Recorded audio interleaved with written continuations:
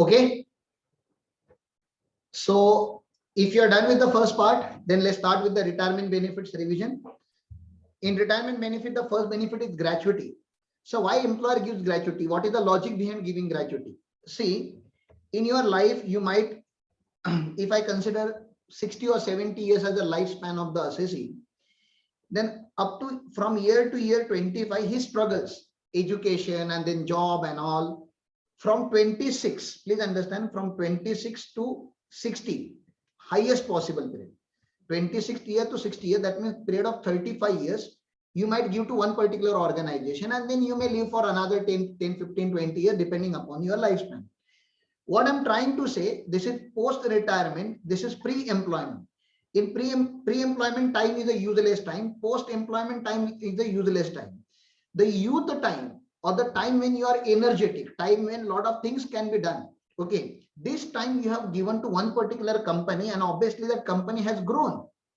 You have given your core time of your lifetime to a company, majority, substantial time, obviously Monday to Saturday or Monday to Friday time you have given to the company. That company is responsible for your retirement as well. And therefore, company has to take care of you even after retirement. So what is gratuity? Gratuity is nothing but acknowledging that you have given 35 years to the organization. We are very much grateful to you. And please take this another 12 lakh rupees from us as a lump sum money given by employer to employee out of gratia.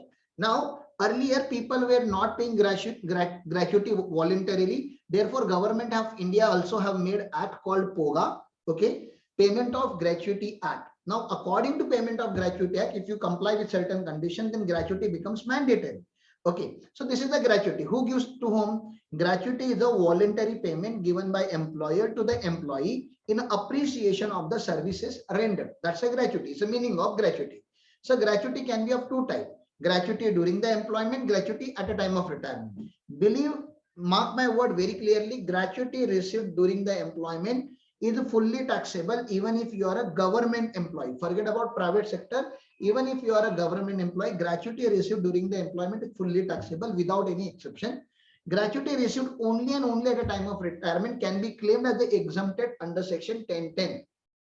In section 1010, we are having three clauses: clause 1, clause 2 and clause 3, sub-clauses actually, sub-clause 1, sub-clause 2, sub-clause 3. Sub-clause 1 is applicable to government employee. Government employee, whatever gratuity received, maybe 10 lakh received, 10 lakh exempt, fully exempt, so taxable is nil. Please understand. For government employee, it is fully exempt. For POGA employee, the exemption will be computed in this manner, and I have explained you logic. If you don't know the logic, you some of the students are not my ex-student, so please understand. Majority of these lectures are already uploaded. Okay, my intermediate lectures are already uploaded. You can just simply Google out gratuity by C.A. Ram Patil and you will get the video. Okay, but please, if you don't understand the concept, you have to watch the earlier detailed versions. This is only revisionary purpose session, assuming you already know the logics behind this calculation. So here we are having 15 by 26 into last month salary, into rounded number of years of service, meaning thereby if you have worked for 26 years and 7 months, then we will consider here 27 years. Then this is the first number, actual gratuity received, and the statutory limit 20 lakh, whichever is lower will be allowed as the exemption. Whereas you are other employee means if your employer is not covered by Payment of Gratuity Act, normal employee, general category. If nothing is mentioned in the exam, whether the employer is a government employer or POGA employer, then please understand you have to consider as a general category, normal category. Okay, here we take 1 by 2 into average salary per month into completed years of service, meaning thereby here even 27 years and 11 months is equal to 27 years. We will not consider 20 years because here fraction of year we have to ignore. We have to consider only completed months. Then compare with actual gratuity, then statutory limit 20 lakh, whichever is lower. Second and third point is common. There is a difference only in the first point. Certain notes on gratuity for the POGA category. Okay, so a salary here is equal to basic salary plus DA. Please understand, this DA can be DA in terms, DA not in terms. In fact, I always say this is the only place where DA not in terms is also included in the calculation. So what do you mean by rounded years? Rounded years means you have to round it off if the fraction of year or fraction of period is more than 6 months. If it is up to 6 months, 26 years and 4 months. Here I have given you example. 32 years and 8 months is equal to 33 years, because this period is more than 6 months. 32 years and 4 months, we will ignore the 4 months and we will consider only 32 years. 32 years and 6 months is equal to 32 years only, not 33, because this rounding off will happen on a higher side only if it exceeds 6 months, not up to 6 months. Okay. Any other employee, first of all, meaning of salary is equal to basic salary plus a DA in terms, not all DA, DA in terms plus turnover commission for past 10 months. Then how do we compute average? You take the total salary, divide by 10, you will get average salary. Ignore the fraction here. And if you have received gratuity from multiple employer, it's like you have shipped the job after working for 10 to 12 years, you have resigned the job and you have joined another company, and from that employer you have already received 4 lakh rupees as a gratuity. So while computing exemption, you will, from 20 lakh rupees, you will subtract the 4 lakh rupees, and now you will compare the statutory limit as a 16 lakh rupees. Why, sir? Because here the 20 lakh rupees is a lifetime limit. In life, you can take total exemption of 20 lakh from one employer or multiple employer. Therefore, when you compute for the second employer, whatever exemption you have taken at the time of earlier employment, you should reduce that. This is the note on that. Okay. So how do we compute taxable gratuity? Taxable gratuity is equal to gratuity received minus gratuity exempted. Next one, pension. So what do you mean by pension? Pension is nothing but monthly salary given to employee after the retirement. So if this is the date of retirement, whatever salary you receive after the retirement, please understand, after the retirement, monthly some 10,000, 15,000 rupees, something will be given by employer to you. What I say, pension is nothing but salary. Pension is actually salary. Please understand. Now there are two types of salaries. One is uncommitted pension and one is committed pension. Uncommitted pension means monthly salary. It is actually a salary only. Okay.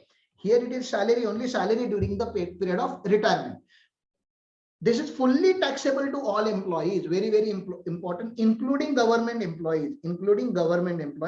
So monthly pension is fully taxable. Always remember, monthly pension. If they have given pension on a monthly basis, 10,000 per month, 15,000 per month. If they have given something on monthly basis, then it is fully taxable to all employees.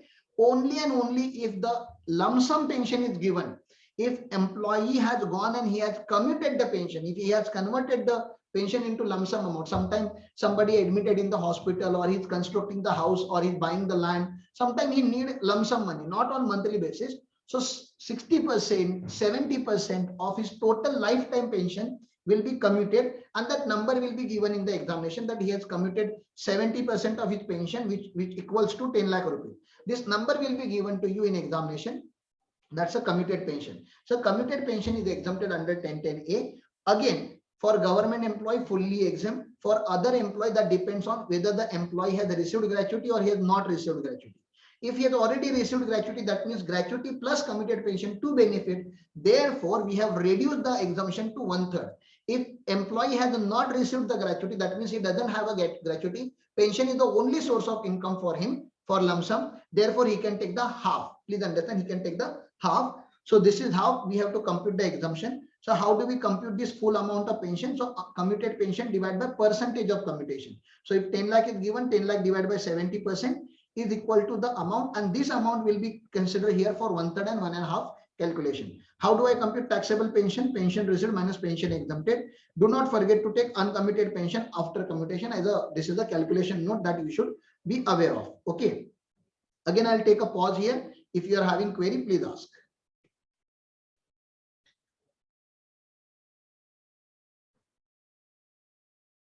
Okay.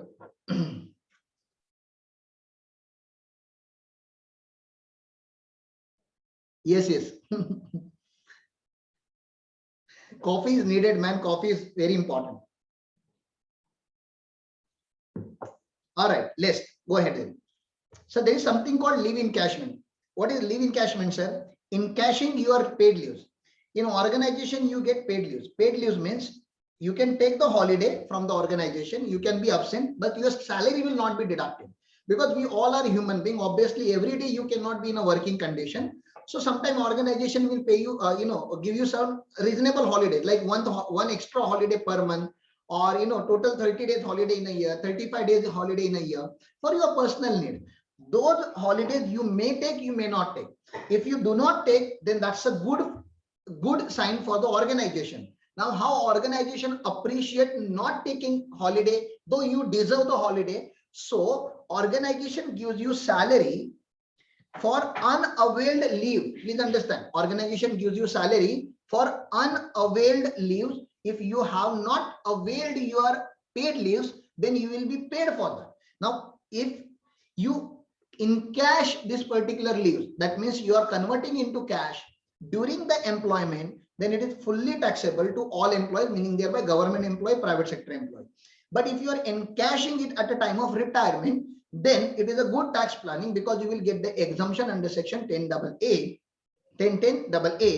Government employee fully exempt. For other employee, we have to compute whichever lower number. There are 4 numbers that we have to compute.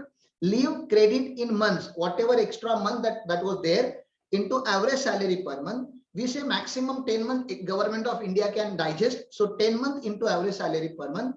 Actual leave encashment received, and the statutory limit here is 3 lakh. In gratuity, statutory limit was 20 lakh. For leave encashment, statutory limit is 3 lakh. This is very, very important for multiple choice question. Okay. So how do you compute leave encashment? How do you compute leave encashment? Very simple. Leave availed minus leave taken. But leave availed means maximum 30 days for each completed years, meaning thereby ignore the fraction.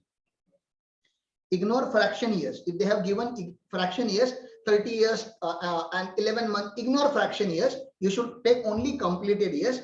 And 30 days is government of India through income tax is allowed. Your employer may give you 45 days, but income tax is maximum 30 days we will consider here. Minus leave taken is equal to leave credit in days. Divide by 30, you will get leave credit in month. Average salary, same formula, basic salary plus DA in terms plus turnover commission for the 10 month, divide by 10 month. Next one is the retrenchment compensation. Retrenchment compensation means right now also during the COVID situation, many organizations are firing employees. Obviously, you cannot fire employee without paying the compensation, sufficient compensation. Therefore, Factories Act, not our act, Factory Industrial Dispute Act says there is a section 25F. That particular section says you have to pay some amount to the employee while firing the employee, and therefore first amount is computed as per section 25F of Industrial Dispute Act. Actual amount received or statutory limit 5 lakh rupees, whichever is lower. That is retrenchment compensation. VRS compensation. This is little important as compared to retrenchment compensation. In VRS is also exempt under section 1010C. Salary per month into 3 months salary. Please understand, salary per month into 3 months salary, meaning thereby 3 months salary.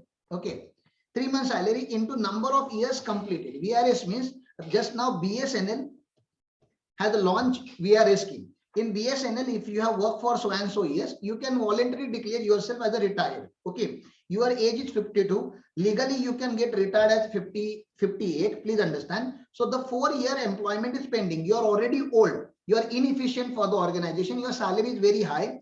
So what employer can do? Employer can declare VRS to reduce the manpower in the organization. So salary per month into 3 months into number of years completed. So you have completed 20 years, 25 years. So that will be multiplied with the 3 year. Ignore the fraction. Secondly, salary per month, number of remaining months. So for the 4 years, how many months are remaining? So 12 into 4, 40, that will be the 48 months. So 48 months into salary per month. This 2 number, out of this 2 number, you have to take whichever is higher. That number you have to compare with actual compensation received or statutory limit of 5 lakh. You can compare here, statutory limit of retrenchment and statutory limit of VRS is the same, 5 lakh rupees. Now again, remember the statutory limit, gratuity 20 lakh, pension, no statutory limit, your leave encashment 3 lakh rupees, retrenchment and VRS 5 lakh rupees. Okay, this is how you should keep in mind. Provident fund, one of the student Vijay, he has requested for the detailed discussion on provident fund. So provident fund. So what do you mean by the provident fund? Provident fund is a fund created by employer and employee for the retirement of the employee. In future, employee will need the money. See, employee, he alone doesn't understand importance of savings. Right now in COVID time also, if you have, I don't know whether you are connected to with the commercial world or not, but in commercial world, Government of India and many state government, they have allowed their employees to withdraw money from the provident fund, whereas provident fund money is blocked till your retirement. Please understand, unless and until you resign from the organization, you are not allowed to withdraw money from the provident fund. But due to COVID, there is a lot of cash crunch happening in the families, and there is no cash available in the family. Government and employers are allowing employees to withdraw money from the provident fund. So provident fund is nothing but investment. You can invest as the fixed deposits, but instead of fixed deposit, provident fund is very, very good, saving mode. So what happens here? Employee contribution. Please understand. For me, I should save. So from employee salary, some amount is deducted. Okay. Say for example, my salary is 1 lakh rupees per month. From my salary, they are deducting 8,000 rupees. Okay. 8,000 rupees is deducted from my salary. Employer will also from his own pocket. Okay. From his own pocket, he will deposit 8,000 rupees. So two people are saving in the fund. Employee unknowingly, they don't tell me to go and save in PF. They directly deduct it from my salary because my employer understands importance of savings. Employee may not understand importance of saving. So employer and employee both are contributing. Employee is contributing 8,000 rupees. Employer is also contributing 8,000 rupees. But whole 16,000 rupees will be deposited by employer only. Please understand. In PGBP, in business and profession chapter, I need this understanding. Very, very important concept from a PGBP perspective. Okay. Now this money is deposited in PF. Please understand. This money deposited in PF.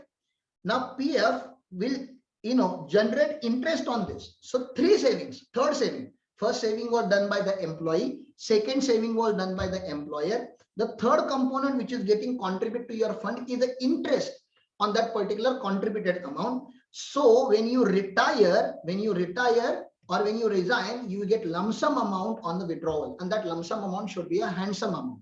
Therefore, what all you will get on your retirement? You will get on retirement employee contribution, employer contribution, and interest on both the contribution. This much amount you will receive when you withdraw, and it will be a very good amount. Now there are four types of the fund, and depending upon the fund type, please understand, depending upon the fund type, the taxation will change. SPF means statutory provident fund, RPF recognized provident fund, unrecognized provident fund, public provident fund, and superannuation fund. This superannuation fund is very, very important because of amendment now. If you have seen my last year chart and the current year chart, there is a difference between last year chart and the current year chart. Okay. Employee contribution, because it is an investment, and whenever we say investment is allowed as a deduction under section 80C. SPF allowed, RPF allowed, URPF, unrecognized provident fund, is a risky provident fund, therefore we don't give the deduction. Public provident fund is the fund created for all the public, student, non-employee, professional, anybody can deposit money in PPF. And superannuation fund means retirement fund, that is also allowed here. Employer's contribution is actually income. Somebody depositing extra 8,000 rupees in my account is my income, indirect income, not direct income, but it is exempt in case of SPF, which is government employees. It is not taxable in case of URPF. It is not taxable right now because in future it will be taxable. PPF, there is nothing called employer contribution because it is opened by student and person like me. Okay. In superannuation fund, it is exempt. We will talk about what is 7.5 lakh later on. Just ignore that 7.5 lakh. That's a very, very important amendment which has happened now. Sir, RPF, you please check name RPF column. In RPF column, it was exempted, but only 12% of the salary. If my salary is 1 lakh rupees, then the 12% of the salary is 12,000 rupees. If my employer deposits 15,000 rupees, then 3,000 will become taxable in my hand. 12% of a salary is exempt. And when I say 12% of the salary, it is basic salary plus a DA in terms plus turnover commission. DA in terms plus turnover commission, please understand. So what about interest, annual interest? In case of SPF, it is very low, so exempt. URPF, it is not taxable now. In future, it will be taxable. PPF, fully exempt. Okay. And in superannuation fund, we will see the note. Okay. Lump sum withdrawal. When finally I withdraw this particular money, it is fully exempt. This is exempt conditionally. This is fully taxable. This is fully exempt. This is also exempt. So you can see majority of retirement funds are exempt. Sir, in case of RPF, recognized provident fund, interest is exempt, but only 9.5%, more than 9.5%. If fund is giving you 11% interest, so 9.5% exempt and 1.5% will become taxable. This is how you should know. Sir, in case of this particular fund, no, not this one, this is taxable. In case of this exemption, this star defines here, exemption is available only if period of employment exceeds 5 years.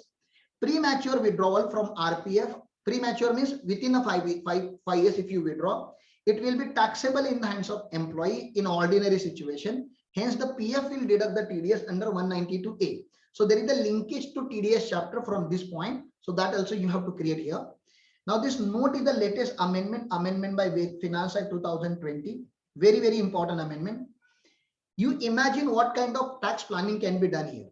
Your salary, please understand, your salary, annual salary is 10 lakh rupees. Please understand.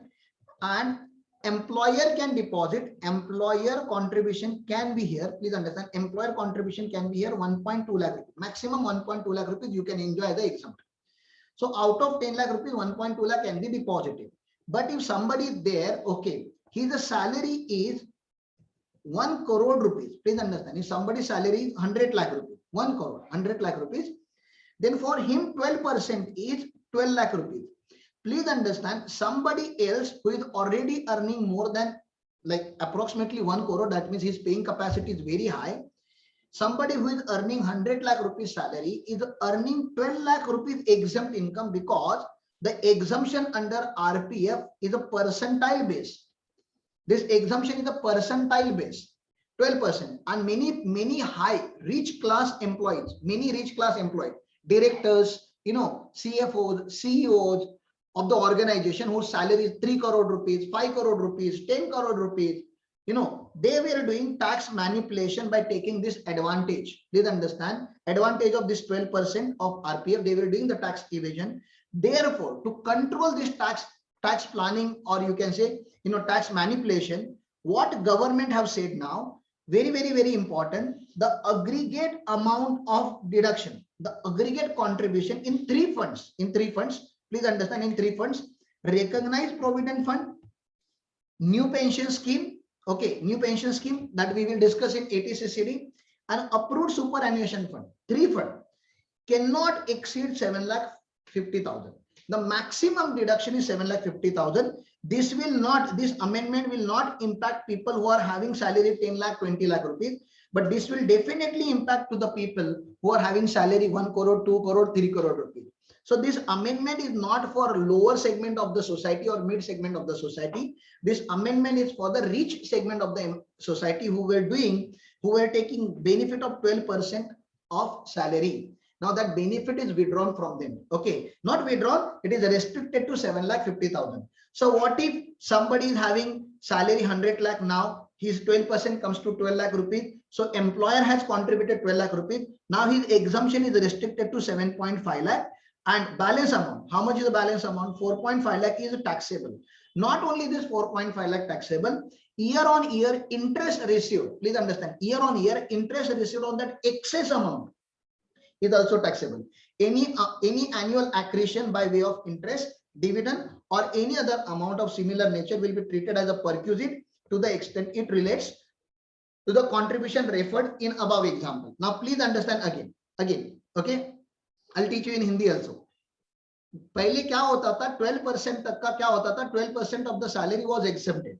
तो जिनका salary बहुत ज्यादा हुआ करता था, 100 लाख, 200 लाख, 300 लाख, वो लोग 12% of the salary, उनका नंबर 36 लाख, 40 लाख इतना आता था, वो बहुत ज्यादा एग्जम्पशन लेते थे.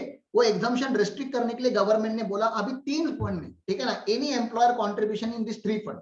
Which 3 funds, sir? Recognized provident fund, new pension fund, and superannuation fund cannot exceed 7,50,000. अगर वो exceed हुआ तो sir up to 7.5 lakh it is exempt. जो ऊपर का balance होगा that will be a taxable amount. और not only that taxable component, वो जो excess आया है उसके ऊपर का interest भी taxable होगा. तो प्रिंसिपल भी टैक्सेबल और इंटरेस्ट भी टैक्सेबल. तो अगर 12 लाख रुपया कंट्रीब्यूट किया होगा तो 7.5 lakh rupees exempt and 4.5 lakh rupees taxable. इसके ऊपर का इंटरेस्ट भी एग्जेम्प्ट, इसके ऊपर का इंटरेस्ट एग्जेम्प्ट और इसके ऊपर का interest taxable. This is the most important amendment in the this particular segment of retirement benefit. Withdrawal from URPF, you know that employee contribution not an income, so not taxable. Employer contribution taxable as salary. Interest on employee contribution taxable as IFOS. and interest on employer contribution is taxable as salary. Okay, that's a very important amendment. This is a chart of that 5-year condition. If you withdraw money within the 5 year in ordinary course, then definitely it is taxable. If you withdraw after 5 years, it is not taxable. If you withdraw within 5 years for the situation beyond the control of employee, like in COVID, organization is closed down. Now, if organization is closed down, what employee will do? So if somebody is withdrawing money within the period of 5 years due to a situation beyond the control of employee, then it is not taxable. So certain exemption is given. You can read the chart. Okay. The next concept is perquisite that I will take in next lecture.